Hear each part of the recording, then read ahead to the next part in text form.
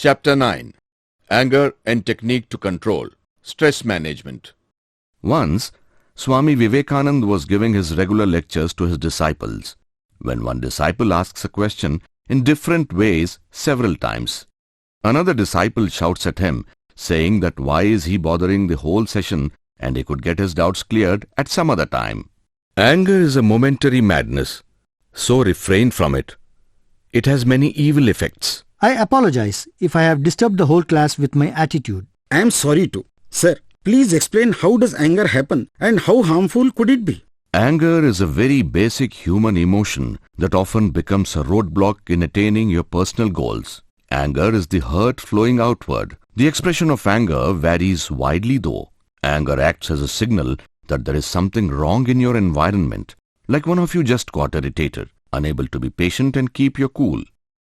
But anger is good in a way that it gives a way out to the suppressed emotions.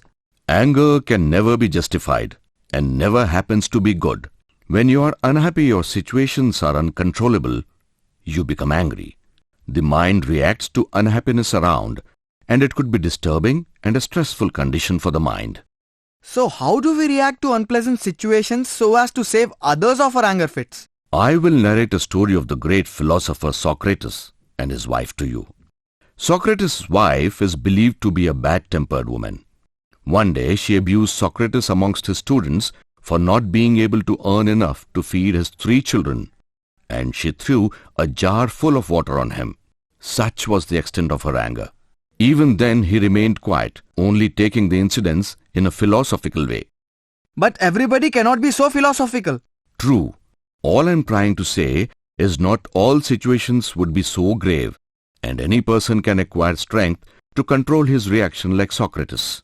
Emotional stress is not the only harm caused, but relationships are also damaged. Apart from mental stress, it injures the body also. Improper functioning of different organs, imbalance of blood sugar, etc. So what do you suggest? How should we deal with anger?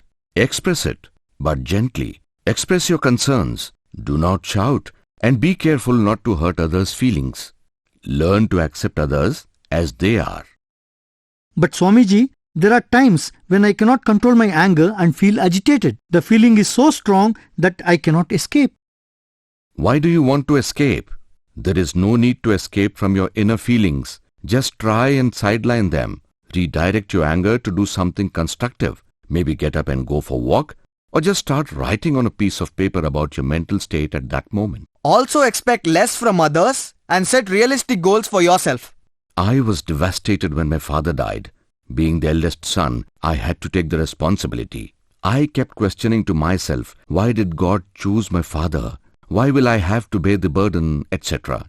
I used to be so angry that on visiting temple, I asked Ramakrishna Paramhams to make the offerings to God on my behalf. In later years, I found all my answers and became what I am today. So to achieve greater goals, you have to put all your efforts.